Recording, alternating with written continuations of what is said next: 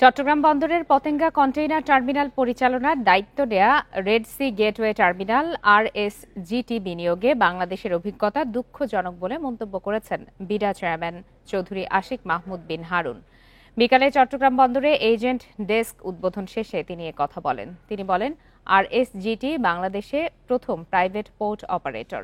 তবে টার্মিনালকে সচল করার ক্ষেত্রে তাদের অনেক ধরনের জটিলতার মধ্য দিয়ে যেতে হয়েছে।